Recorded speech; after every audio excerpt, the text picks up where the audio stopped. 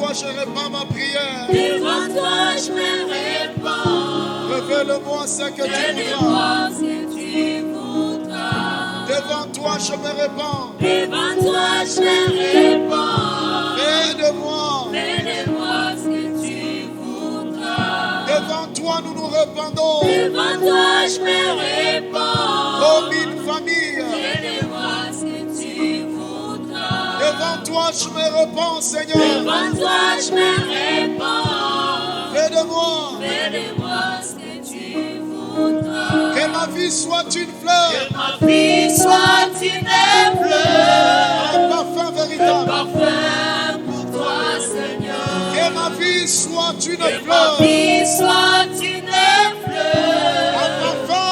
Un parfum de bonne odeur. Que Que ma vie soit une fleur. Un parfum pour toi, Seigneur. devant toi, Seigneur. Devant toi je me répands. Fais de moi. Fais de moi ce que tu voudras. Devant toi, Seigneur. Devant toi je me répands. Fais de moi. Fais de moi ce que tu voudras. La Bible déclare Biblia inasema dans Jean chapitre 9, ndani ya Yohane sura 9 le verset 4. na shairi la 4.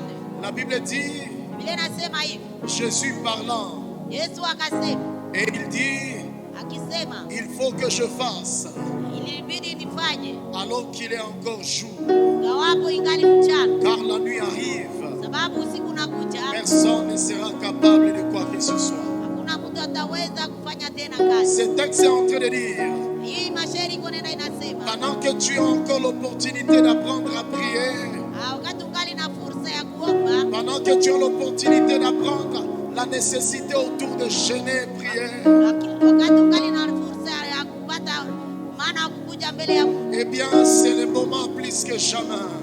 ni muda ambao inakuwa zaidi ya yote, Parce que la nuit arrive. sababu usiku unakuja, Ce sont des problèmes.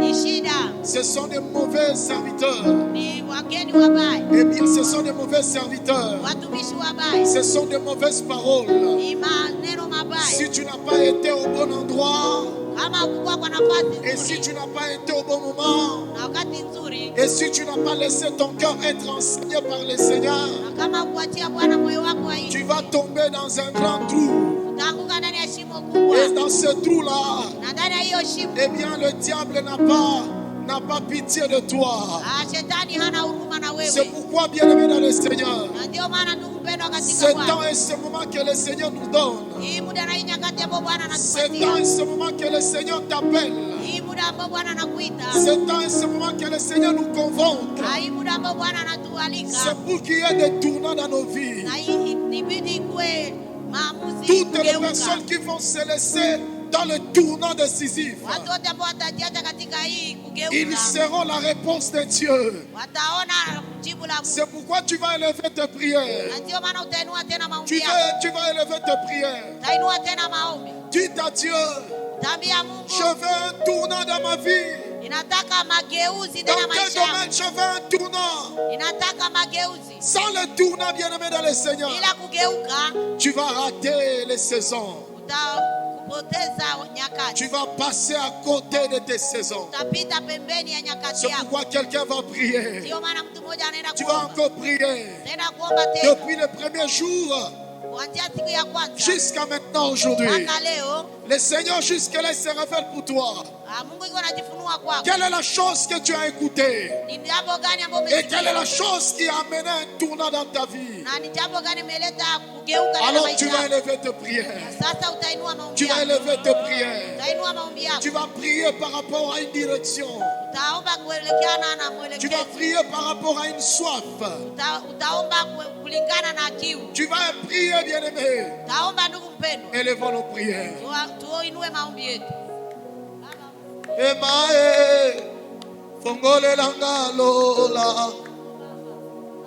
Emae, sopele langa kembo. Emae, fongole langa lola. Emae, sopele langa kembo. Emae, Fongole Langalola. Emae, Sopele Langakembo. Emae, Fongole Langalola. Emae, Sopele Langakembo. Emae, Fongole Langalola. Emae, Sopele Langakembo.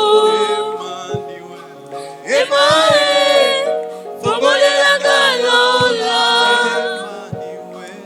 Emae, Sopele Langakembo. Emae, Fongole Langalola. Emae, Sopele Langakembo. Bosako mata, yako mata na lola ye.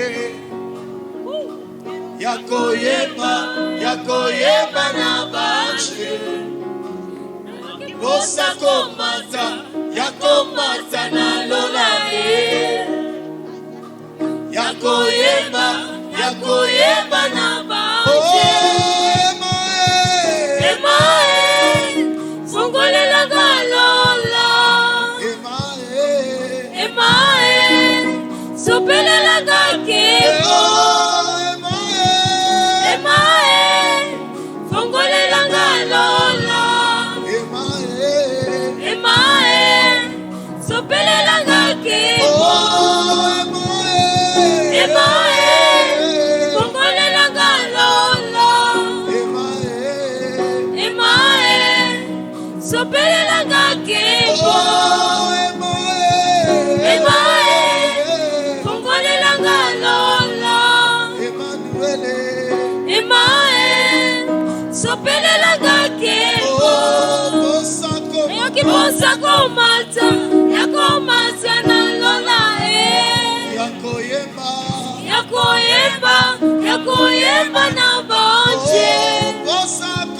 Bosako mata, yako mata na lola e. Yako yeba na bache. Emae, Fongole Langalola. Emae, Sopele Langakembo. Emae, Fongole Langalola. Emae, Sopele Langakembo. Bosako mata, yako mata na lola e. Yako yeba na bache. Bosako mata, yako mata na lola e. Yako yeba na bache. Quelqu'un va être en train de prier. Mmoja atakuwa akiomba. Les ciels ouverts de Dieu. Mbingu za Les ciels ouverts de Dieu. mbingu zinafunguka za Pour toi. kwa ajili yako. Non pas pour le voisin. Haiko juu ya jirani. Mais pour toi, mon Kwa frère. ajili yako ndugu yangu. Pour toi. Kwa ajili yako. Sans toi concerné. Inakuhusu. S'il est question de toi. Ni kuhusu Il est wewe. question de toi. Nakuwa jambo lako. Tu peux passer à côté. Naweza pita pembeni. Eh bien, ça ne dérange pas le ciel. Lakini haisumbue mbingu. Mais sache une seule chose. Lakini jua neno moja. C'est un manque à gagner.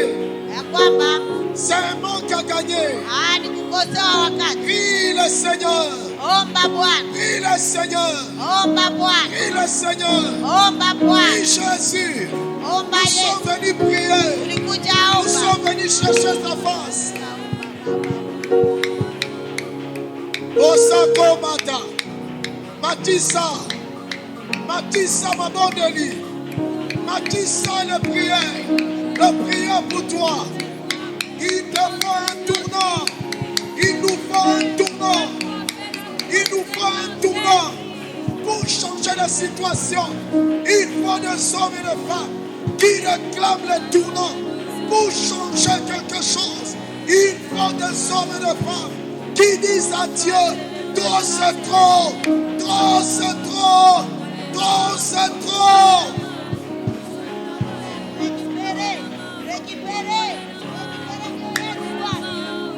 Ce soir, nous venons prier. Ce soir, tu viens prier. Dis au ciel, trop c'est trop. Dis au ciel, trop c'est trop. Trop c'est trop. Donne-moi un tournant. Donne-moi un tournant, Seigneur. Dans ma relation avec toi. Donne-moi un tournant. Dans ma vie de ministère. Donne-moi un tournant. Dans ma vie en tant que papa. Donne-moi un tournant. Dans ma vie en tant que parent. En tant qu'époux. Donne-moi un tournant.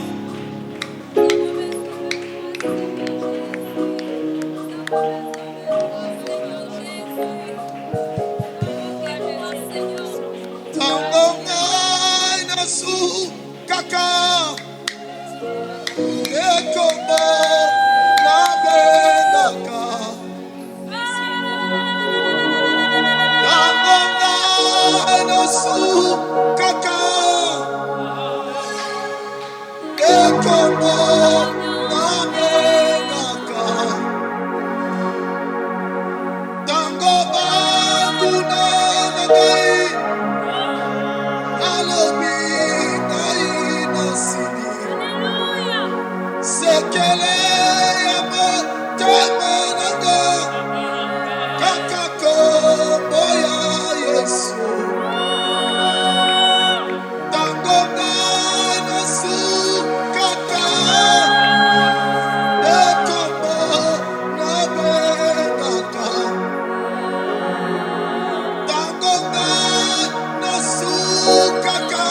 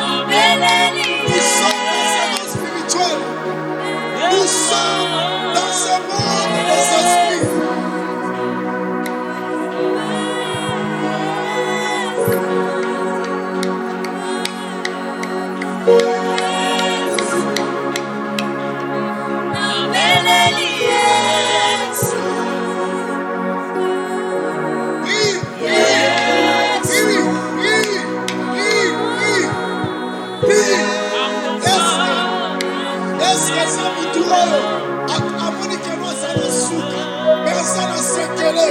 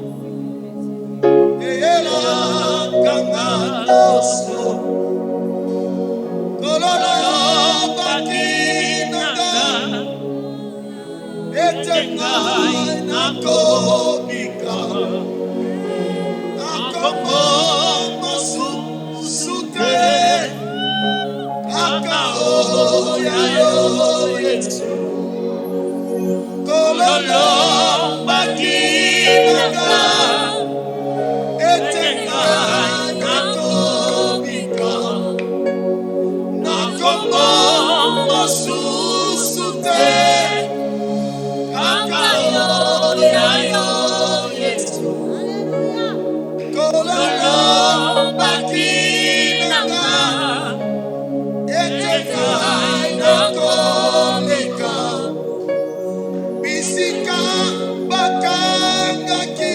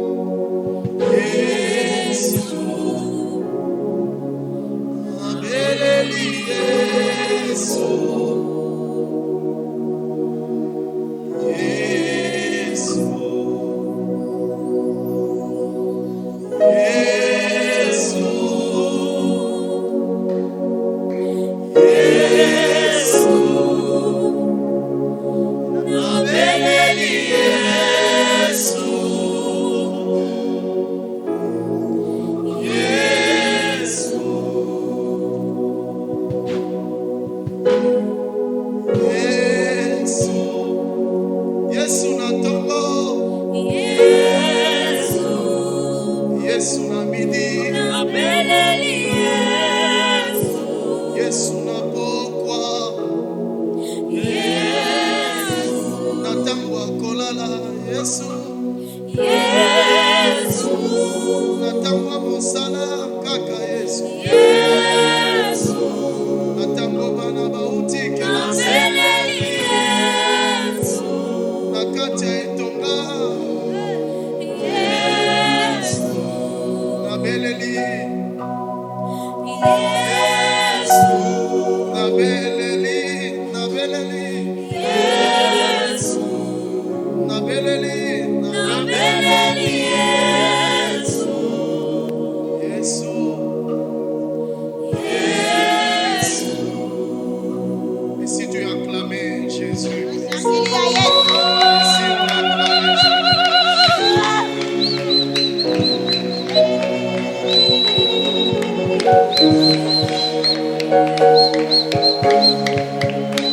et si tu faisais mieux, et si tu faisais mieux, et si tu faisais mieux, et si tu faisais mieux. Alléluia, Amen. alléluia, Amen. alléluia. Amen. Nous allons nous rasseoir Tunaketi et nous bénissons le Seigneur na tunabariki Mungu de nous faire grâce kwa kutupatia hii neema d'être au devant de vous kuwa mbele zenu pour servir Dieu en vous servant kwa kutumikia Mungu wa kuwatumikia dans ce programme du tournant décisif 2024. katika hii kipindi cha kugeuka. Nous disons merci à Dieu pour cette grâce qu'il nous fait Tunasema asante kwa Mungu kwa hii neema ambayo de anatupatia nous tenir dans son office pour parler à son peuple. kusimama katika kazi yake ili kusema na watu wake. Ce n'est pas un acquis, mais c'est une responsabilité que nous tenons avec Si tremblement. kwa bure, lakini ni majukumu ambayo tunachukua na tukitetemeka. Et ce soir, nous avons juste à introduire quelque chose que nous allons continuer. Magharibi ya leo tulianzisha kitu moja na tutaendelesha. La place du Saint-Esprit Nafasi ya Roho Mtakatifu dans l'abondance. ndani ya utele. La place du Saint-Esprit Nafasi ya Roho Mtakatifu dans l'abondance. ndani ya maisha ya utele. De même que nous avons introduit depuis le début, Kama vile tulianza kwa mwanzo, et nous avions dit la place de la parole de Dieu qui est source de l'abondance. nafasi ya neno ya Mungu ambayo inakuwa chini ya maisha ya La utele. parole de Dieu source de mon abondance. Neno la Mungu chemichemi ya maisha yangu ya utele. Toute abondance qui n'a pas source comme la parole de Dieu, c'est une abondance qui est limitée. Kila maisha ya utele ambayo ina chemichemi kwa neno la Mungu ni maisha ya utele ambayo itakuwa yenye mipaka. Sur la terre, il y a plusieurs formes d'abondance. Hapa chini ya jua kuna aina nyingi ya maisha ya utele. Mais l'abondance que nous sommes en train de parler, c'est l'abondance qui nous introduit dans les repos du Seigneur. Lakini ile utele ambayo tuko naendelea kuzungumzia ni ile utele ambayo inatuingiza katika pumziko ya Bwana. La Bible nous parle, je vais prendre des exemples que le Seigneur a placés dans mon esprit. Biblia inasema, na nitachukua mifano miwili ambayo Bwana aliweka moyoni mwangu. Premièrement, la Bible nous parle d'un jeune homme qui avait beaucoup de biens. Ya kwanza Bwana anatuambia juu ya kijana mmoja ambaye alikuwa na mali nyingi. Il avait beaucoup de biens et il est allé vers le Seigneur.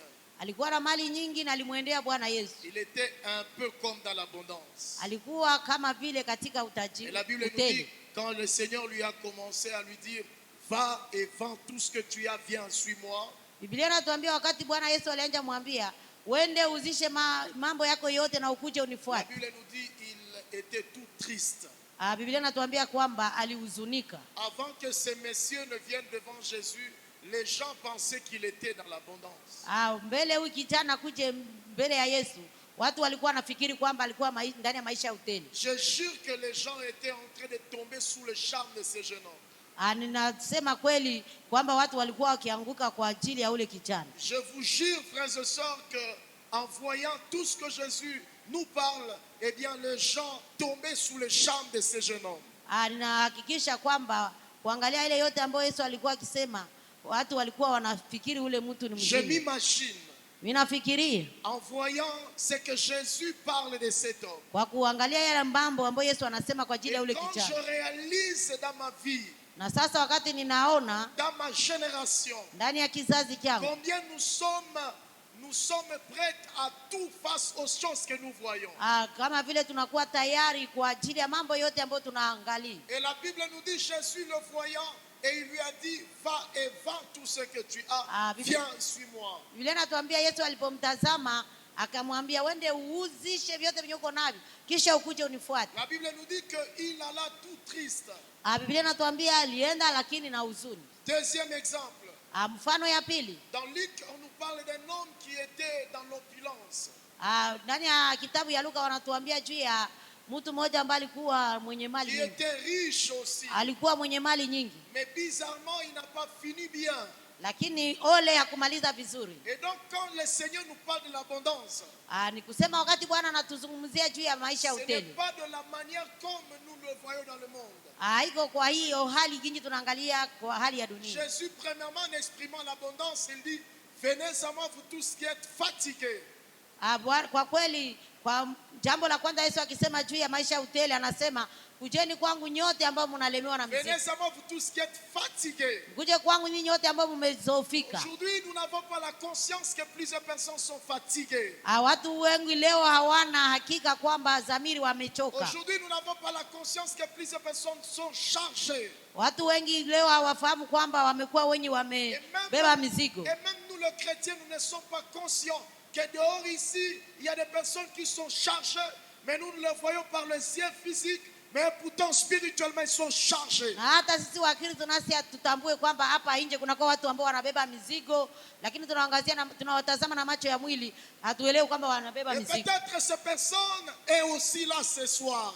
Saa zingine yule mtu iko mali hapa magharibi ya leo. Le Seigneur dit, venez à moi vous tous qui êtes fatigués. Bwana anasema kujeni kwangu ninyi wote ambao mmechoka. Vous tous qui êtes dans des inquiétudes. Ninyi ambao mnakuwa katika kuhangaika. Vous tous qui êtes stressés. Ni ambao mnakuwa katika huzuni. Et à cause du stress, vous êtes prêts à mettre fin à votre vie. Na kwa ajili ya huzuni unakuwa tayari kutaka kujiua. À cause du stress, vous êtes prêts ou prêtes à adopter un comportement qui n'est pas divin. Sababu ya huzuni unakuwa tayari kuendelea katika tabia isiyo ya kimbinguni. Et le Seigneur dit, venez à moi, je vous donnerai le repos. Na Bwana Yesu anasema kujeni kwangu nitawapumzisha. Je vous introduirai dans mon repos. Nitawaingiza katika pumziko langu. Et nous avions commencé à dire, na tulianza kusema hivi, la place de la parole de Dieu. Neno la Mungu. Toute personne qui ne va pas être au bon endroit au bon moment, il va rater l'occasion d'entrer dans le repos. Kila mtu mwenye hatakuwa na nafasi pazuri na mahali pazuri atapoteza jambo nzuri. Dans Matthieu chapitre 9, ndani ya Mathayo 9, à partir du verset 35, kuanzia shairi la 35, la Bible nous montre que Jésus voyait une foule. Biblia inatuambia Yesu akaona umati wa watu. Alors que Jésus allait de lieux à lieux faisant le bien, guérissant le malade. Japokuwa Yesu alikuwa anaenda huko na huko akiponya wagonjwa, qui fait partie des objectifs de l'abondance bien évidemment. Na hiyo yote inakuwa katika malengo ya maisha ya uteli. Mais au verset 38, na kwa shairi la 38, Jésus voyait une foule comme de brebis qui n'ont pas de berger. Biblia inatuambia Yesu akaona umati ya watu wengi kama vile kondoo wasio na mchungaji. C'est-à-dire qu'il manque la parole de Dieu. Kusema wanakosa neno la Mungu. Ce sont des personnes qui sont à un endroit mais on abuse d'eux. Ni watu ambao wana kwa eneo fulani lakini wanawachezesha. On le fait croire que Dieu n'est pas un Dieu qui le fait dans l'abondance. Ambapo wanawaaminisha kwamba Mungu haiko Mungu anawataka katika maisha ya uteli. Quand nous lisons ces textes, si on peut nous les donner. Tukisoma hii maandiko kama wakitupatia nayo. Avant de parler de la place du Saint-Esprit. Mbele ya kusema kwa nafasi ya Roho Mtakatifu. Dans Matthieu chapitre 9. Ndani ya Mathayo 9. Voyez-nous ensemble bien-aimés. Tuangalie pamoja. Matthieu chapitre 9. Mathayo sura 9. La Bible dit ceci. Biblia inasema hivi. Matthieu chapitre 9. Mathayo 9. 35. Jésus parcourait toutes les villes. Jésus parcourait toutes les villes. Yesu akipita miji mingi. Et les villages. Na mitaa. Première des choses, il enseignait. Jambo la kwanza alikuwa akifundisha. Eh bien, Jésus parcourait mais il enseignait. Alikuwa anapita katika miji lakini alikuwa akifundisha. Ce texte est en train de nous montrer la nécessité d'avoir des églises de qualité. Hii maandiko yanatuonesha faida ya kuwa na kanisa za vizuri. Parce que Jésus dit, Sababu Yesu anasema, je bâtirai mon église. nitajenga kanisa langu. C'est une action qui est en mouvement. Ni tendo ambayo inakuwa ikifanya kitu. C'est pourquoi dans Matthieu 28, Na ndio maana katika Mathayo le 28, Seigneur dit allez et partout et faites des nations. Bwana Yesu anasema, enendeni duniani pote mkafanye Et mataifa faites des étudiants permanents, na muwafanye wanafunzi wangu des watadumu. apprenants permanents. Wanafunzi ambao Non watadumu. pas des personnes qui vont se contenter d'une dimension. Hapana wale watu ambao watafurahia kitu moja. Non pas des personnes qui vont se contenter seulement d'un petit point et pensant comme s'ils sont déjà arrivés. Hapana wale watu ambao watafurahia jambo tu moja kidogo wakiwa wamefika. Jésus parcourait toutes les villes Bwana Yesu alikuwa akipita katika miji et les villages. na ndani ya miji Mais il midogo. ne se limitait pas à parcourir. Hakuachia pale kupita Parce tu. que partout là où il arrivait, Kusema popote alipopita, eh bien le signe et le prodige et la paix et toutes ces choses accompagnaient Jésus. alama, miujiza, amani zilikuwa zikishindikiza Yesu. Nous le voyons dans Marc chapitre 5. Tunaiangalia katika Marko La 15. Bible nous parle de Jairus. Biblia inatuambia juu ya Et Jairus. la Bible nous parle aussi également de la femme qui avait la perte de sang. Na Biblia inatuzungumzia juu yule mwanamke alikuwa akivuja Mais je damu. vais aller plus loin. Lakini nitaenda mbali zaidi. Jésus enseignant dans les synagogues, Yesu akafundisha ndani ya masinagogi, prêchant la bonne nouvelle du royaume. akihubiri habari za ufalme wa Frères et mbingu. sœurs, je ne cesse toujours de vous dire, Ndugu na dada, sitaacha kuambia il y a nouvelles et nouvelles. kuna kuwa upya na upya. Nous avons besoin de prêcher la bonne nouvelle. Tunakuwa na haja ya kuhubiri Si habari on njema. a aimé les choses de Dieu, Kama inakuwa kupenda vitu si ya on a Mungu. les gens qui doivent aimer Jésus, Kama itakuwa kunakuwa watu wanapenda Yesu. si on a les gens qui doivent aimer servir Dieu, Kama kunakuwa watu wanapenda c'est kutumikia lorsque Mungu. nous allons chercher, désirer la bonne nouvelle. Na wakati tutatamani kupata habari njema. Aujourd'hui, il y a beaucoup de gens qui sont en train de taper à côté.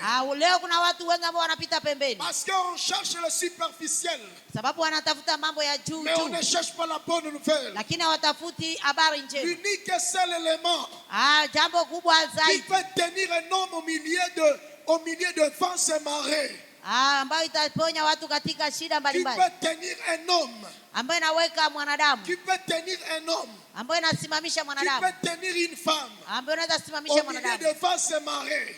katika njia mbovu. C'est la bonne nouvelle. Ni habari njema. Et la Bible nous dit, Biblia inatuambia hivi. Jésus prêchant la bonne nouvelle du royaume, Yesu akahubiri habari njema ya mais ufalme, et guérissait toute maladie et toute infirmité. akiponya kila ugonjwa na kila ulema, Mais ce qui me bénit encore, ambayo inanibariki tena zaidi, voyant la foule, akiangalia umati wa il watu fut émis de compassion pour elle. akawasikilia huruma. Il y a des personnes ici dehors, Kuna watu wengi hapa nje, quand nous les regardons, kama tukiwatazama, quand nous les regardons, wakati tunawatazama nous avons pitié d'eux. tunakuwa na huzuni Parce juu qu'ils yao, ne sont pas en contact avec la bonne nouvelle. sababu hawako na kulingana na neno la Et Mungu, ceci laisse des séquelles continuelles dans leur vie. na inaacha maisha mabaya katika Les gens ne veulent pas chercher la bonne nouvelle watu. Hawataki kutafuta habari pour njema entrer dans leur tournant. ili waingie katika maisha ya Les gens ne mageuzi. veulent pas la bonne nouvelle Watu hawataki habari njema pour accéder à leur guérison. ili wafikie Les uponyaji. gens ne veulent pas accéder à la bonne nouvelle. Watu hawataki kufikia habari C'est njema, pourquoi la Bible nous dit, na ndio maana Biblia Jésus inatuambia, voyant la foule, Yesu akitazama il umati wa fut watu émis de compassion pour elle. alikuwa na moyo wa huruma, Parce qu'elle était languissante. sababu alikuwa ndani yao, Elle était languissante. La foule était languissante. sababu walikuwa hawajui neno la Mungu, Elle était languissante. walikuwa hawajui neno la Et la Mungu, Bible nous dit qu'elle était abattue. na walikuwa wamechoka Comme des brebis qui n'ont point de berger. kama kondoo ambao hazina Ce mchungaji. texte n'est pas en train de dire qu'ils n'étaient pas quelque part. Biblia hii maandiko haiko natuambia kama walikuwa fasi Mais ce fulani, texte nous fait savoir lakini nakuja qu'ils kutuelewesha étaient à un endroit où on abusait d'eux. walikuwa nafasi ambao walikuwa Et wakiwachezesha de là chezesha. même, je parle de la place du Saint-Esprit. Na hapa ninasema kwa ajili ya Roho Mtakatifu. Quand le Saint-Esprit vient dans l'église, Kama Roho Mtakatifu akija ndani ya quand le kanisa, Saint-Esprit est donné dans l'église, wakati Roho Mtakatifu anakuwa ndani ya je ne kanisa, cesse toujours de le dire. sitaacha kuisema, Je ne cesse toujours de le dire ici. sitaacha kuisema mali hapa, Parlant de cet homme Nikisema juu ya huyu mtu, cet homme, il était méchant, certes. yule mtu alikuwa mkali zaidi. Il a vécu au temps de Première Guerre mondiale, deuxième. Alikuwa aliishi wakati wa vita ya pili ya dunia. Quand je lis son histoire, Wakati ninasoma habari zake, et quand j'essaie un peu de voir la vie chrétienne, wakati naona sasa maisha ya leo ya c'est Ukristo, cela ce qui me conduit à dire ce que je veux dire. na ile ndio inaniongoza kusema ambayo mimi natasema. Il est question de Adolf Hitler. Ni habari za Adolf Hitler. Adolf Hitler, c'est lui qui a bâti l'Allemagne. Adolf Hitler ni yule ambaye alipigana, Il a bâti le pays, alijenga mji, l'Allemagne. alijenga Alemanya. Et l'Allemagne qui se trouve en Europe. Na hii Alemanya inapatikana katika Europa. Adolf Hitler n'est pas parti à l'école. Adolf Hitler hakuingia akusoma, Mais il a été le premier président de l'Allemagne. lakini alikuwa kiongozi wa kwanza wa Alemanya. Et Adolf Hitler a laissé l'Allemagne. Et ceux qui étudient les nations disent que si l'Allemagne est ce qu'elle est aujourd'hui, c'est grâce à la politique de Adolf Hitler. Adolf Hitler aliacha jambo nzuri. Wale wanaosoma siasa wanasema kama Alemanya leo nakuwa na ile nguvu ni sababu ya Adolf Mais Hitler. quelque chose que je voulais parler. Lakini jambo moja ambalo natasema, Adolf Hitler, il a fait la nazie. Adolf Hitler alikuwa anafanya Il a mambo fait la nazie, c'est-à-dire que tuer des gens vivants. alikuwa anaua watu wazima, Il a tué des juifs, aliua Wayahudi, même des Africains. On essaie un peu de faire un compte de morts des Africains. aliua pia Waafrika sababu kuna mahesabu fulani ya Et à Waafrika. ce moment-là même, on parle qu'il y a aussi également des Africains congolais qui étaient pris à cette époque, la Première Guerre mondiale, 1800 et 1845. Eh bien, il y a eu des Africains qui ont amené de l'Afrique vers l'Europe pour faire des travaux durs. Na kuna watu wa Afrika hata wakongomani ambao walikuwa wakitoshwa mali hapa na kuwabeba yule Alemanya kwenda kutumika nao Il y pia a un walikuwa. nombre d'Africains et de Congolais de l'Afrique centrale qui sont bien cités même dans ces Na kwa hesabu ya watu wa Kongomani wa Afrika ya kati ambao wanatajwa pia katika wale watu. C'est que Adolf Hitler a permis à l'avancée de la technologie et par quoi de la médecine. Na huyu Adolf Hitler aliruhusu siansa ya kiuganga iendelee hata kwa Vous savez que la médecine de Hippocrate n'a fait évoluer année après année. Na tunajua kwamba uganga wa Sokrate iliendelea mwaka kwa mwaka. Eh bien, la médecine de Hippocrate, uganga wa Hippocrate, eh bien, n'a fait qu'évoluer année après année. Ilikuwa ikiendelea mwaka kwa mwaka. Mais on nous dit ceci. Na wanatuambia hivi, puisque Adolf Hitler tuait des gens vivants, sababu Adolf Hitler alikuwa akiua watu wazima, il était content.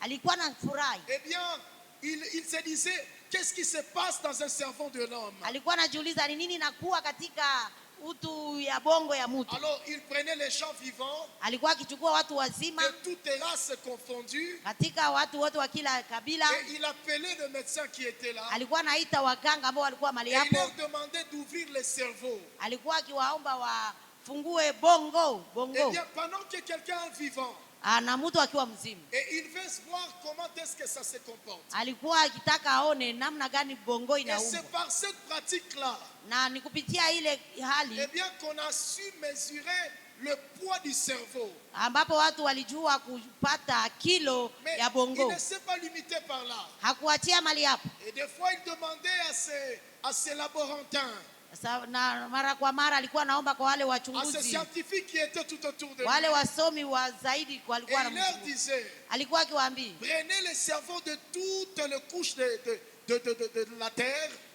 mchukue bongo ya kila mwanadamu wa ulimwengu, allez vérifier qu'est-ce qui se passe là-dedans. na mwende mchunguze nini inakuwa ndani yake. Faites sortir des particularités. Mtoshe kipande Des particularités dans chaque nation. mtoshe kwa kila bongo ya kila mtu Mais voici ce que la conclusion a donné. Angalia mwisho yake ilikuwa nini? C'est que dans les cerveaux africains, Ni kusema katika bongo ya mtu wa il y Afrika avait une particularité qui n'est pas chez les Européens, kulikuwa ngambo kitu kidogo ambayo haikukuwa ndani ya qui n'est pas chez Waeuropea, les Asiatiques, ambayo haikukuwa kwa wazungu wa qui n'est pas Asia, chez les Indiens, haikukuwa kwa watu wa qui n'est India, pas chez les Américains. haikukuwa kwa watu wa Mais il Kiamerika. a fini par dire dire ceci. lakini alimalizia kusema haya. Je me pose la question. Ninajiuliza, Pourquoi l'Afrique est-elle toujours en arrière? sababu gani Afrika inabaki nyuma? Pourquoi toujours l'Afrique est en arrière? Sababu gani Afrika inabaki nyuma? Ça finit par être sa question. Na ilikuwa ulizo yake ya mwisho. Eh bien, l'homme dont je vous parle, Huyu mtu ambaye niko nawazungumzia, il a été recherché par l'armée rouge de l'Asie. Alitafutwa na serikali nyekundu ya Et il n'a Asia, pas été trouvé, mais il a été dit que non, il s'est lui-même mis à mort Na dans yep- son bunker. na yeye peke alijiua. Mais qu'est-ce que je suis en train de vouloir parler? Niko nataka uzungumzia nini? La place du Saint-Esprit dans ma vie abondante. Nafasi ya Roho Mtakatifu katika maisha ya utele. La place du Saint-Esprit dans ma vie abondante. Nafasi ya Roho Mtakatifu katika maisha ya utele. Notre Dieu, c'est un Dieu qui nous fait dans l'abondance. Kama vile Mungu wetu anatutaka katika maisha ya Et utele. l'abondance, c'est sur tous les plans.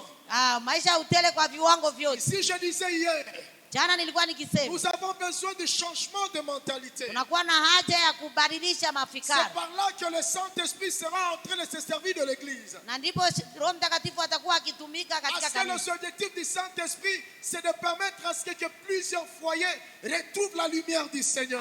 Sababu kazi ya Roho Mtakatifu ni kuruhusu ndoa nyingi zipate mwangaza. La place du Saint-Esprit dans ma vie abondante, c'est de permettre à ce que l'évangile pur arrive à des personnes qui sont abusées. Kazi ya Roho Mtakatifu tena maisha yetu ni kwamba injili ifikie wale wote ambao wameonewa huko Mais nje. malheureusement, Lakini le Saint-Esprit est pris à la légère. watu wamekamata Roho Mtakatifu kawaida. Et ainsi alors, Na kwa les hiyo personnes prenant le Saint-Esprit à la légère. watu wanakamata Roho Mtakatifu kuwa Et sikitu ils agissent comme s'ils n'ont pas de cerveau. na wanatumika kama wale ambao hawana bongo. Ils agissent comme s'ils n'ont pas de cerveau. Wanatumika kama watu ambao wasiokuwa na C'est bongo. pourquoi Jésus pose cette question. Na ndio maana Yesu anauliza hii swali. Voyant la foule, Akiangalia il umati fit wa émis watu, de compassion. aliwaonea huruma. Il fit émis de compassion. Aliwaonea huruma. Nous comprendrons que nous allons parler de la compassion. Tutaelewa wakati tutazungumzia moyo wa rehema. Mais il y a des personnes, Lakini kuna watu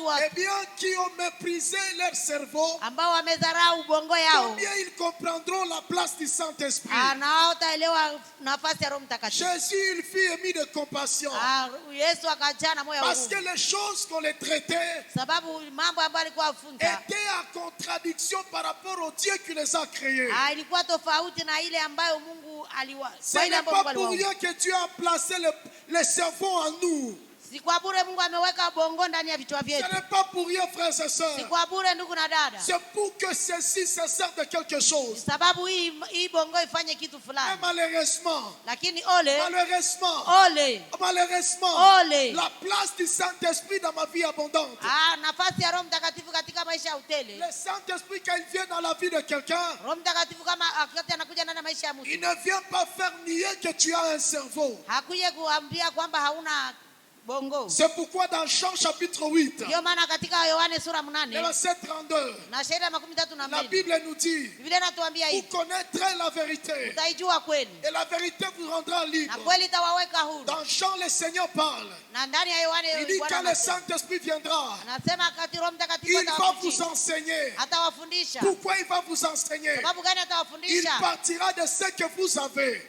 Atapitia kwa ile ambayo mnakuwa Il nayo. partira de ce que Dieu a placé en vous. Atapitia kwa ile ambayo Mungu ametia ndani yenu. Frères et sœurs dans le Seigneur, Ndugu na dada katika la Yesu, place du Saint-Esprit dans la vie abondante. nafasi ya Roho Mtakatifu katika maisha ya Autant utele. que Dieu nous fait dans l'abondance. Kama vile Mungu anataka Mais katika maisha celui ya qui doit nous utele. conduire pour vivre notre vie abondante, c'est le Saint-Esprit. Na yule ambaye atatuongoza kuishi maisha ya utele ni Roho Et Mtakatifu. quand le Saint-Esprit vient dans notre vie, Na ule Roho Mtakatifu katika maisha c'est yetu juste pour nous permettre ili kuturuhusu d'être de bonnes solutions, na kukua shurulisho d'être nzuri, de bonnes personnes. kukua watu wazuri. Pour ce faire, nous avons besoin Na kwa hiyo tunakuwa na haja de changement de système de pensée. na ya kubadilisha mafikara yetu. La place du Saint-Esprit. Nafasi ya Roho Mtakatifu. De même que Adolf Hitler se pose la question. Jinsi Adolf Hitler alikuwa Et il akijiuliza, s'est dit, je n'arrive pas à comprendre pourquoi l'Afrique peut être en arrière. akisema ninafikia kutokujua gani sababu gani Afrika inabaki nyuma. Normalement, ça serait un peuple qui serait plus loin. Kweli ingekuwa taifa ambayo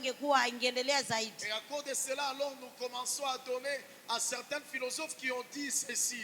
Na kwa ajili ya hiyo tunaanza abudu wale wa filosofia ambao walisema on mambo. tente à croire, donner raison à certains philosophes qui disaient que l'église c'est l'opium du peuple. Na tunaanza patia sababu wale ambao walisema kwamba kanisa si kitu. Non, non, c'est l'opium, c'est comme Bangui. Inakuwa kama vile tumbako. Oh, pourtant tel n'est pas le cas. Na haiko hivyo. C'est pourquoi la place du Saint-Esprit. Na ndio maana nafasi ya Roho Mtakatifu. La Bible nous dit le Saint-Esprit nous guidera. Biblia inatuambia Roho Mtakatifu Le atatuongoza. Saint-Esprit nous conduira. Roho Mtakatifu Si le atatuelekeza. Saint-Esprit peut conduire quelqu'un, Kama Roho Mtakatifu anaongoza si mtu, le Saint-Esprit peut conduire une vie, kama Roho Mtakatifu anaongoza maisha, il doit conduire une vie qui est honnête. anaongoza maisha ambayo Il doit inakuwa conduire safi. une personne qui accepte de se confier à lui, que plutôt se laisser comme si il n'a pas une tête. Ataongoza yule mtu ambaye anajitoa kwake, yule ambaye hajaje kama mwenye hana kichwa. La place du Saint-Esprit pour l'abondance. Nafasi ya Roho Mtakatifu katika maisha ya utele. Dans Actes des Apôtres, Ndani ya Matendo ya Mitume, chapitre 1er, sura ya kwanza le verset 8.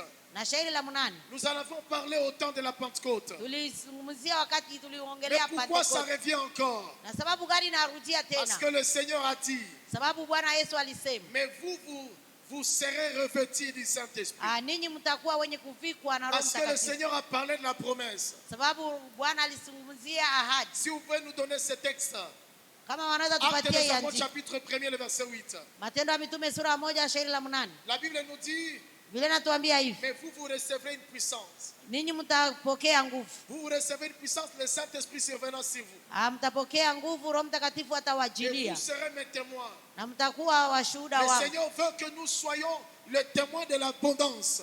Bwana anataka tukuwe washahidi wa ile maisha ya Les utele. témoins de l'abondance. Washahidi wa ile maisha ya Nous ne utele. pouvons pas être témoins de quelque chose que nous-mêmes nous n'avons pas expérimenté. Hatuwezi kuwa mashahidi ya mambo ambayo sisi wenyewe Nous hatukutazama. ne pouvons pas être des témoins pour quelque chose pour nous-mêmes nous n'avons pas désiré. Sisi hatutakuwa mashahidi wa jambo ambayo hatukutamani. Jésus parlant dans Luc chapitre 4 Yesu akisema katika Luka sura 4 et au verset 18, na shairi la 18, la Bible dit ceci, Biblia inasema hivi, et que dit l'Esprit de l'Éternel était sur lui. akisema roho ya Bwana ni juu Et yangu, il a oint pour quelque chose. amenipaka kwa ajili ya Même jambo la fulani. puissance vient dans notre vie pour quelque chose. Na ile uwezo ya Mungu inakuja ndani ya maisha yetu kwa Et ajili ya il dit, jambo même vous fulani. recevrez le Saint-Esprit, la puissance. Na mtapokea ile nguvu, Le Saint-Esprit survenant sur vous. Roho Mtakatifu atawajilia, Alors vous serez mes témoins. na sasa mtakuwa mashahidi Vous ne wangu. pouvez pas être témoin pour quelque chose que vous n'avez pas expérimenté. Hawezi kuwa shahidi wa jambo ambalo hujaona. C'est là que la plupart des personnes, Na hapo ndipo watu wengi nous essayons un peu de dire, le Dieu d'Élie, où est-il? na tunaanza kusema Mungu wa Elia uko Le wapi? Dieu d'Abraham. Mungu wa Abrahamu Mais uko alors wapi? que tu as du mal à abandonner certaines choses, Na ijapokuwa unakuwa na kugumu ya tu as du mal à kuacha mambo fulani, abandonner certaines pratiques, kuacha tabia tu fulani, as du mal à abandonner certains retards, kuacha mambo ya tu as du mal kuchelewesha, à abandonner certaines voies qui ne concordent pas avec la voie de Dieu. unakuwa na kugumu ya kuacha njia mbaya ambazo haziambatani Alors na quand njia ya tu es Mungu. en train de dire, le Dieu d'Élie, Na uko naanza ita Mungu wa le Elia, Dieu d'Abraham, Mungu wa le Ibrahimu, Seigneur regarde mais il dit, celui-là n'est pas entré d'abord dans mon repos. na Bwana anakuona anasema huyu hayaingia katika pumziko Comme langu, Hébreu 4 est en train de nous dire. ambao Ibrania 4 ilikuwa Dans anatuambia. Actes des Apôtres chapitre 1er. Ndani ya Matendo ya Mitume sura Mais vous 1 recevrez une puissance. utapokea uwezo. Dans grec, ça veut dire le dynamis. Ndani ya Kigiriki inasema Vous allez dynamisme. recevoir une puissance. Utapokea uwezo. La puissance dans les caractères. Uwezo katika tabia. La puissance dans l'amour. Uwezo katika upendo. La puissance dans la crainte de Dieu. Uwezo katika kuogopa La Mungu. puissance dans la méditation. Uwezo katika La kutafakari puissance neno dans la les Mungu. services. Uwezo katika La kutumika. puissance dans l'adoration. Uwezo katika kuabudu. La puissance dans le travail séculier. Na uwezo katika kazi yako ya La kipekee. puissance dans les études. Uwezo katika masomo. La puissance, la puissance. Uwezo. La vie est un ensemble de plusieurs choses. Maisha ni muungano wa mambo Et mengi. dans toutes ces choses, ça ramène l'abondance. Na katika ile mambo inaleta sasa maisha ya utele. La puissance dans les foyers. Uwezo katika ndoa. Aujourd'hui, nous avons des personnes qui veulent se marier, mais ils n'ont pas la puissance pour tenir dans les mariages. Leo tunakuwa na watu wengi wanatamani kuolewa lakini hawana nguvu ya kuishi katika ndoa. Comment vous voulez être un modèle de l'abondance. Namna gani unataka kuwa kielelezo katika utele? Parce que le Seigneur a dit, vous recevrez une puissance. Sababu Bwana alisema mtapokea La puissance dans l'œuvre de Dieu, même si que tu es seul, mais tu manifestes la puissance. uwezo katika kazi ya Bwana. Hata ukiwa kipekee unaonesha tu ile uwezo. La puissance, parce que c'est avec elle qui te permet d'être incontournable dans un environnement. Na ile uwezo ndio itakusaidia usikoe kugeuka ndani ya mazingira yako. C'est ça la place du Saint-Esprit dans mon abondance. Ndugu na dada, nafasi ya Roho Mtakatifu katika utele. La puissance de servir Dieu même avec ses finances. Uwezo wa kutumikia Mungu hata na pesa zako. La puissance. Il a dit même vous recevez une puissance. Alisema mtapokea uwezo. C'est la promesse de Dieu. Ni ahadi ya Mais Bwana. la promesse s'accomplit dans la vie de personnes obéissantes. Na hii ahadi inatimilika maisha ya mtu mtiifu. Nous le voyons avec les disciples. Tunaiangalia na Quand le Seigneur les a dit, wakati Bwana aliwaambia, allez dans la chambre haute. muende katika chumba cha juu. Attendez la promesse. Mungojee pale ahadi. Frères et sœurs, ce que tu ne sais pas. Ndugu na dada, yale ambayo Nous utambue. sommes assis ici, nous tous. Tunaketi hapa sisi sote. Mais nous sommes le mystère caché des promesses de Dieu. Sisi ni utumishi ambao nafichwa ya ahadi. Nous sommes le mystère. Tunakuwa Mystère. utumishi. Non, pas utumishi. Fumbo. Mystère. Fumbo, au moins, comment que ça. Nous sommes un mystère. Tunakuwa jambo ya fumbo. Un mystère qui doit révéler la promesse de Dieu qui est de l'abondance. Ile fumbo ambayo inapasha ifunue ahadi ya Mungu ambayo inakuwa Jésus a dit, mais vous recevrez une puissance. Yesu alisema mtapokea uwezo. Il s'est limité à cette dimension-là. Aliachia kwa ile C'était à eux de croître dans sa parole. Ilikuwa kwao sasa kukomaa katika neno lake. C'était à eux de l'attendre patiemment. Ilikuwa kwao sasa kungojea kwa C'était uvumilivu. à eux de se dépouiller de tout. Ilikuwa kwao sasa kuvua vyote. Et lorsque le Seigneur a compris que leur cœur était en train de se dépouiller de l'ancienne nature pour recevoir la nouvelle nature. Wakati Bwana alielewa kwamba roho zao zimekuwa zenye kuondoa yule mtu wa zamani na kuvaa sasa mtu upya. La Bible dit le Saint-Esprit survenant sur eux. Biblia inasema sasa Roho Mtakatifu akawajilia. Le Saint-Esprit survenant sur eux. Roho Mtakatifu akawajilia. Frères et sœurs, la place du Saint-Esprit. Ndugu na dada, nafasi ya Roho Mtakatifu. À cause de ce manquement. Kwa ajili ya ile kukosa kujua. À cause du manquement de la place du Saint-Esprit dans la vie de l'Église et dans la vie de chrétiens. Kwa ajili ya ile kukosa Roho Mtakatifu ndani ya maisha yetu na ndani ya maisha ya Il y a kanisa. des dimensions de l'abondance que nous sommes en train de rater. Kuna kuwa viwango vya maisha ya utele ambao tuko Il y napoteza. a des vies spirituelles, des dimensions que nous sommes en train de rater. Unakuwa maisha ya kiroho ya kuinuka ambao tuko Il y napoteza. a des vies et des avancées que nous sommes en train de manquer. Unakuwa maisha ya kuendelea ambao tuko C'est nakosa. pourquoi ce soir, Ndio maana magharibi ya par leo la grâce de Dieu, nous allons continuer. kwa neema ya Mungu tutaendelea. Et je suis en train de dire à quelqu'un, Niko naambia mtu mmoja, il est temps que tu comprennes.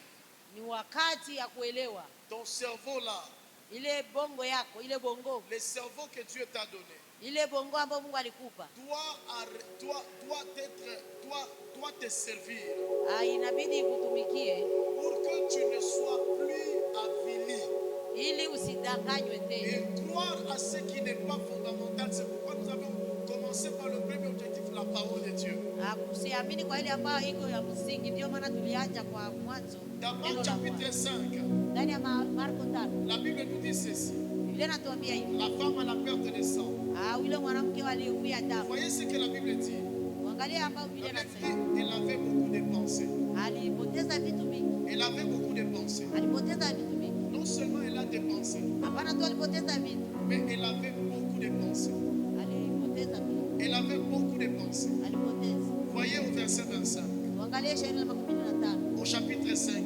sura ya 5. Or, il y avait une femme atteinte d'une perte de sang depuis 12 ans. Vous voyez, beaucoup de gens pensent qu'ils sont, en fait, Dieu ne les a que eux sur la terre.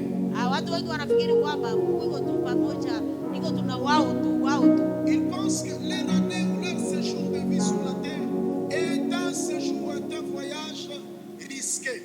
Wanafikiri kwamba kuishi kwao hapa duniani ni mambo ya kubahatisha. Ou c'est une vie de passe-temps. Au ni maisha tu ya kupita nyakati. Voyez, 12 ans, il y avait la perte de sang. Tunaangalia miaka 12 anavuja damu. La Bible nous dit qu'elle avait beaucoup souffert. Biblia inasema kwamba aliteseka sana. Entre les mains de plusieurs médecins. Akitunzwa na waganga wengi. Et elle avait dépensé tout ce qu'elle possédait. Alipoteza, alitimia mambo yake yote. Elle n'avait éprouvé aucun soulagement. Hakupata hata shurulisho fulani. Mais elle allait plutôt en s'empirant. Alienda iko na thamani sasa. Beaucoup de personnes. Watu wengi. Ils pensent que Dieu c'est anodin qui leur a donné un cerveau. Wanafikiri kwamba ni kwa bure Mungu aliwapa hiyo bongo. Alors, ils commencent à se consoler. Wanaanza jifariji. Et en se disant, na wakisema, ça ne sert à rien. Même si on est en train de nous faire boire de l'eau, ça ne sert à rien. Mais c'est normal. Wakisema hata wanatupatia mai tukunywe ni kawaida tu. Et ils pensent que c'est une méthode qui va les aider à sortir des dépenses. Wanafikiria kwamba ni hali ambayo itawasaidia kutoka ndani ya ile. Cette femme, elle a dépensé. Yule mwanamke alitumia vitu mingi wa kupoteza. Mais elle n'a rien obtenu. Na hakupata jambo lolote. Mais sa situation continuait à s'empirer. Na ile shida yake iliendelea tu kuzidi. Mais écoutez, la Bible nous dit. Lakini sikia kitu Biblia inatuambia. Verset 28. Verset 27, pardon. 27. Ayant entendu parler de Jésus. Akisikia wako nazungumza juu ya Yesu. Ce texte nous parle comme Matthieu 9 nous a parlé. Hii maandiko natuambia kama vile Mathayo. Elle faisait partie d'un peuple qui était languissante et sans force, mais ayant un bergerie. Alikuwa ndani ya taifa ambayo inateseka, haina nguvu, lakini walikuwa na mchungaji. Comment vous voulez vivre l'abondance et vous aimez qu'on puisse vous malhoniser? Namna gani unataka uishi maisha ya utele na unataka tu bakuchezeshe? Comment vous allez vivre l'abondance? Comment vous allez croire l'abondance? Comment vous allez être un sujet de joie pour plusieurs personnes et pourtant vous n'avez pas pitié de vous-même? Namna gani utaishi maisha ya utele na namna gani utakuwa jambo ya furaha katika maisha ya watu na hauna kuishi? Mais ayant entendu parler de Jésus. Akisikia wakisema juu ya Yesu. Jésus c'est la bonne nouvelle dont nous avons besoin. Yesu ni yule habari njema ambayo tunakuwa nayo haja. Avant de venir, je partageais avec un jeune homme qui est très loin quelque part. Mbele nilikuwa hapa nilikuwa naongea na kijana mmoja kwa mbali. Un jeune homme. Kijana mmoja. Son papa. Ambayo babake. Ça fait plus de 8 ans, je ne savais pas, je l'ai rencontré par la grâce de Dieu sur la route quelque part dans cette ville. Tunapita miaka 8 nilikutana na naye nafasi fulani tembea. Et il m'a toujours considéré pour la gloire de Dieu, il me partage ses requêtes, nous prions ensemble avec lui. Na amekuwa mwenye kunitia katika moyo wake na ananiongelesha mambo yake na tunaomba pamoja. Aujourd'hui, il y a quelque chose que nous étions en train de partager avec lui et qui m'a vraiment attristé. Na leo kunakuwa jambo fulani ambalo tulikuwa tukiongea pamoja naye na ilinihuzunisha. Il m'a fait savoir, il me dit ça fait 8 ans que leur papa est sorti de leur maison. Na aliniambia kwamba kunakuwa miaka 8 babao aliondoka nyumbani. Et maintenant, il s'est décidé d'aller les rencontrer là où il se trouve dans un pays. Na yule kijana aliamua sasa kwenda kukutana babake mahali anapokuwa katika nchi. Quand il est arrivé dans ces pays-là, wakati alifika katika ile nchi, il a retrouvé un papa qui a acheté des terres et qui a construit. Alikutana baba ameuza udongo na amejenga. Mais voici ce que son papa lui a dit. Lakini asikia pale yale ambayo babake alimwambia. Pourquoi tu es venu me chercher? Jua nini ukianitafuta? Pourquoi vous me cherchez? Jua nini ukianitafuta? Et pendant qu'on était en train de parler avec lui, na wakati tulikuwa tukiongea pamoja, je sentais dans mon cœur les larmes. Nilikuwa nasikia machozi ndani ya moyo wangu. Et quand je regarde le nombre d'années, wakati naangalia ile miaka nyingi, j'écoute cette parole. Ninasikia neno. Ayant entendu parler de Jésus. Akisikia wakizungumzia habari za Yesu. Les gens ont des cerveaux, mais leur cerveau ne sert pas de l'utilité pour quelque chose. Watu wanakuwa na bongo lakini haikuwe na faida katika maisha. Les gens ont leur cerveau, mais le diable a déjà volé l'utilité de leur cerveau dans le côté naturel. Watu wanakuwa na bongo lakini shetani amekwisha kuiba maana ya ile bongo. Et je lui ai posé la question, est-ce que ton papa là, il part à une église, il m'a parlé d'église dans son milieu là où il est. Nilimuuliza baba yako anaenda kanisani, akaniambia ndio anaenda kanisani mali huko alipo. Et il m'a parlé de l'église là où il communie.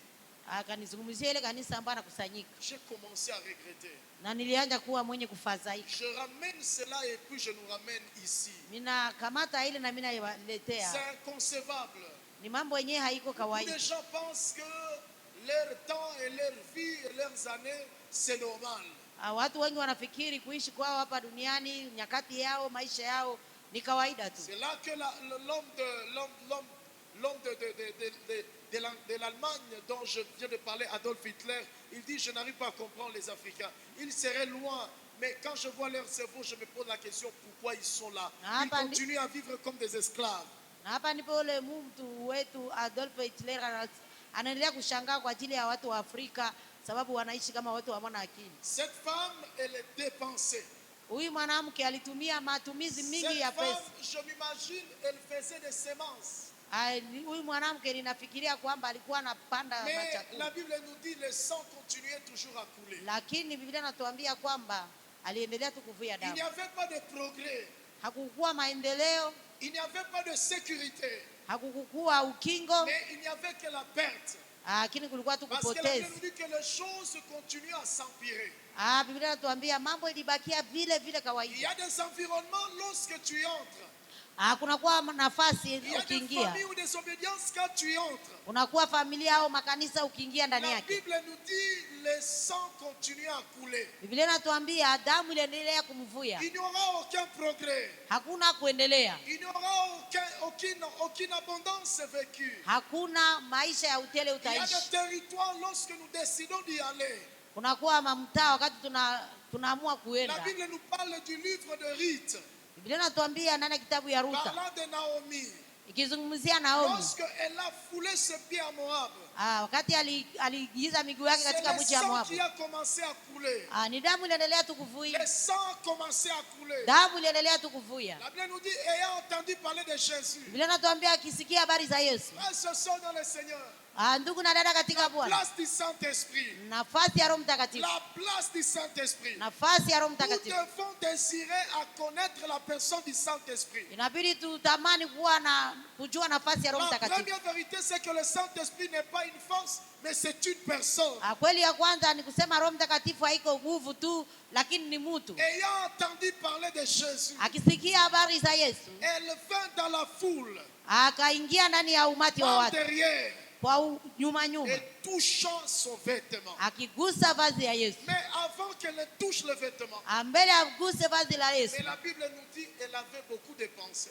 Biblia inatuambia kwamba alifanya matumizi mingi. Elle était malade. Alikuwa mgonjwa. Mais rien ne s'est passé. Hakukuwa jambo lililopitika. Rien n'était en action. Hakukuwa jambo lenye litendeka. Rien ne lui conduisait dans la victoire. Hakuna jambo lilimleta katika ushindi. C'est là que Jean est en train de nous dire. Na hapo ndipo Yohana iko natuambia. Quand le Saint-Esprit viendra, wakati Roho Mtakatifu atawakujia, il vous enseignera. Atawafundisha. Il vous enseignera. Atawafundisha. Le fait de refuser l'enseignement lié à la personne du Saint-Esprit. Jambo ya kukataa mafundisho kupitia Roho Mtakatifu. Eh bien, peu de personnes expérimentent l'abondance. Wachache ndio wanaona maisha ya utele. Peu de familles chrétiennes expérimentent l'abondance. Familia ndogo za Kikristo zinaangalia maisha. La plupart des personnes sont en train de taper à côté. Watu wengi wiko wanapita pembeni. Et peu de personnes vivent dans leur couple l'abondance. Na wachache ndio wanaita katika maisha, wanaishi katika maisha ya utele. Peu de personnes dans leur diplôme expérimentent l'abondance. Na wachache ndio maisha ya vyeti vyao naona maisha ya utele. Parce que nous n'avons pas ramené la personne du Saint-Esprit à sa place. Sababu hatukuleta Roho Mtakatifu katika nafasi ndani ya maisha yetu. Par la grâce de Dieu nous allons continuer. Kwa neema ya Mungu tutaendelea. Mais sachez une seule chose, église du Seigneur. Lakini tujue kitu moja, kanisa la Dieu Bwana. a dit vous recevrez une puissance. Bwana alisema mtapokea uwezo. Vous recevrez une puissance. Mtapokea uwezo. La puissance quand on le reçoit, ile uwezo wakati tunaipokea, elle devient la solution à tous les problèmes. Inakuwa shurulisho au jibu kwa shida zetu. Elle est zetu. la clé qui ouvre tous les problèmes. Ni funguo ambayo inafungua kila shida. Même si que la chose peut sembler traîner, hata kama hiyo jambo shida ingekuwa inadumu, toujours par être ouverte. Lakini itafunguliwa tu. Parce que le Seigneur a déjà dit. sababu Bwana amekwisha kusema. Par lui, nous sommes guéris. Kwa kupitia yeye tumepona. Il est notre provision. Ni akiba yetu. Derrière ce que nous attendons. Nyuma ya ile ambayo tunangojea. Il est notre provision. Ni akiba yetu. Derrière ce que nous n'avons pas. Nyuma ya ile ambayo hatuna. Je nous prie de nous lever. Ninawasihi kusimama. Et nous allons prier. Na tutaomba. Chacun de nous va prier. Kila mmoja wetu ataomba. Pendant les 2 ou 3 minutes. Kwa madakika 2 au 3. Dites au Seigneur. Ambia Bwana. Saint-Esprit. Roho Mtakatifu. Je veux te connaître. Ninakutaka ndani ya maisha. Seigneur, fais-moi voir ta gloire. Seigneur, fais-moi voir ta gloire. Seigneur, fais-moi voir ta gloire. Seigneur, fais-moi voir ta gloire. Ta gloire, Seigneur. Seigneur, fais-moi voir ta gloire. Ta gloire, Seigneur. Seigneur, fais-moi voir ta gloire. Ta gloire, Seigneur. Ta gloire, Seigneur. Seigneur, fais-moi voir. Seigneur, fais-moi voir ta gloire. Ta gloire,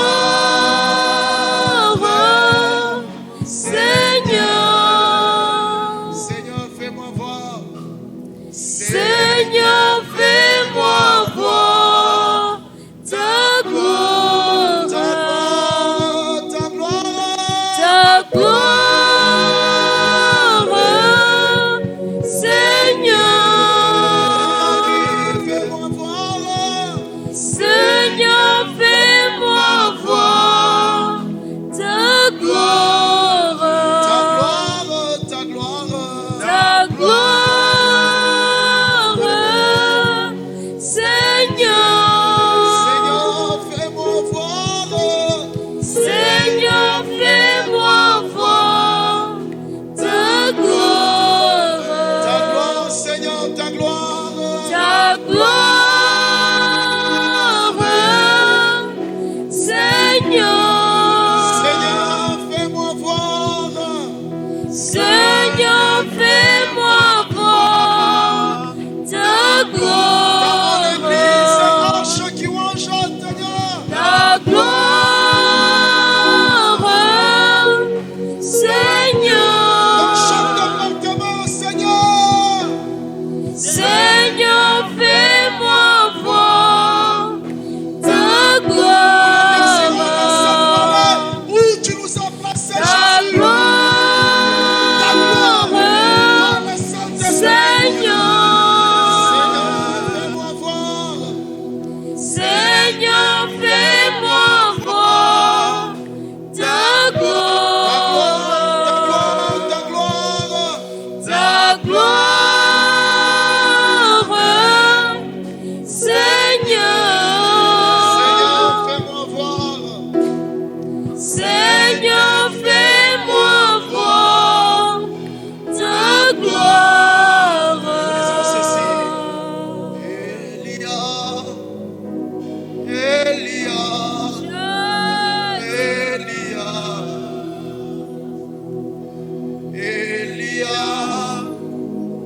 Elia, Elia, j'attendrai jusqu'à ce que ta gloire descende. J'attendrai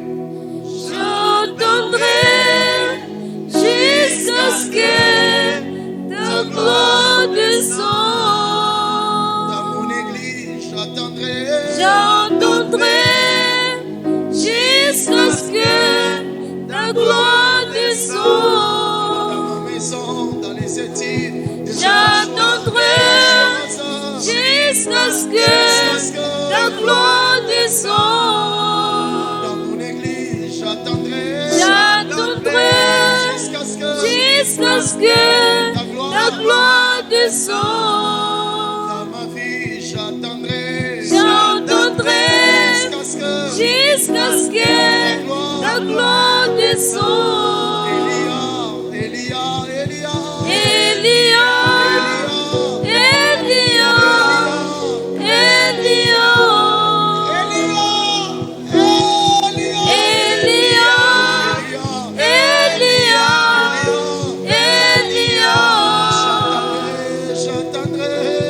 j'entendrai jusqu'à ce que sa gloire descend. J'attendrai jusqu'à ce que ta gloire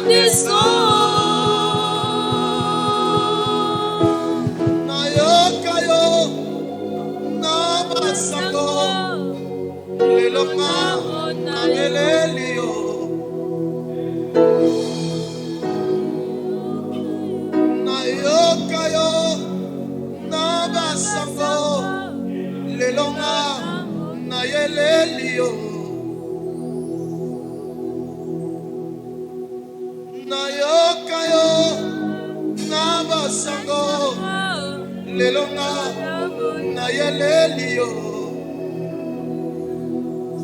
Yahweh mimonisa lolenge ozali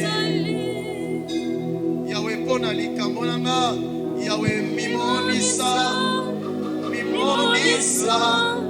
lolenge ozali Yahweh mimonisa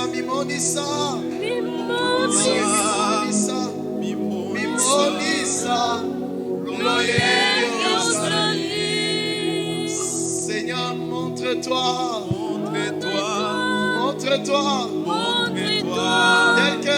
tel que tu es.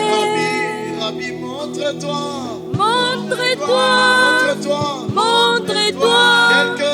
tel que tu es. Dans ma ville, dans mon église, Yahweh, montre-toi, tel que tu es. Yahweh, montre-toi, tel que tu es. Commence à prier. Prie avec ces mélodies. Prie avec. Désire la place du Saint-Esprit. Il n'y a pas l'abondance. Il n'y a pas une vie abondante.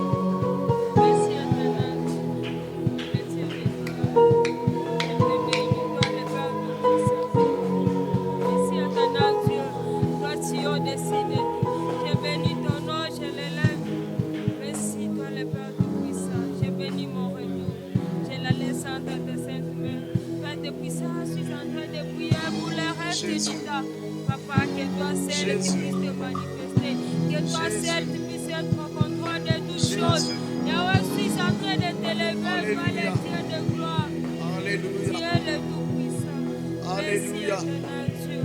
Alléluia. toi le Père Tout-Puissant. Sois Alléluia. élevé, sois béni. Alléluia. Toi qui vis et qui règne pour toujours. Merci, Éternel. Jésus. Merci, Père. Seigneur, nous te disons merci. Et nous voulons reconnaître que c'est toi qui nous veux dans le tournant. Tu nous révèles les choses qui nuisent et qui peuvent nuire aujourd'hui et demain dans tout notre être pour que nous puissions chercher Jésus. Tu nous révèles combien que la vie d'un homme va au-dépend des saisons. Père, tu nous révèles combien que nous sommes à une autre saison où tu veux faire te marquer par ta vie à nous. Tu veux nous faire te marquer dans cette vallée et au-delà de cette vallée. Père, merci pour cette grâce. Merci pour tes œuvres en tant que Dieu. Parce que c'est toi qui es l'auteur de cette convocation. Ce peuple que nous sommes, nous ne sommes pas venus à la rencontre du pasteur, mais nous sommes venus à la rencontre de Jésus. Et puisque c'est toi qui nous convoques, tu atteins assurément l'objectif dans la vie de quiconque qui se laisse à toi, conduit par ta parole, par le Saint-Esprit. Seigneur, nous voulons avoir et savoir. Longtemps nous avons été ruinés, longtemps nous avons passé à côté et nous avons cru que c'était normal. Mais pourtant, comme cette femme, tout n'était pas normal. Elle a fini seulement à toucher le pont de la robe. Et les choses qu'elle a ratées pendant 12 ans, Père, dans une fraction de seconde, parce qu'elle a accepté le tournant dans ça. Combien de personnes au milieu de nous aujourd'hui, après de ce programme, juste une fraction de minutes, bénéficiant la parole de Dieu et sa puissance, Père, des choses de grâce, des choses d'amour qui vont se passer dans leur vie. Père, bénis mon église, bénis notre église, bénis chacun de nous. Nous voulons continuer dans cette marche. Soutiens notre retour. Bénis notre ville et notre nation. Garde-nous, Père, parce que tu as dit, aucun de nos cheveux ne tombe entre les mains de brigands et de prédateurs. Père, nous te faisons confiance, car nous sommes entourés par ta sécurité. Laisse à ce que ta vie abondante et débordante soit notre partage. Au nom de Jésus-Christ. Amen. Amen. Amen. Nous allons confesser la grâce. Oui, le bonheur et la grâce m'accompagneront tous les jours de ma vie et j'habiterai dans la maison de l'Éternel jusqu'à la fin de mes jours avec ma vie abondante et débordante. Amen.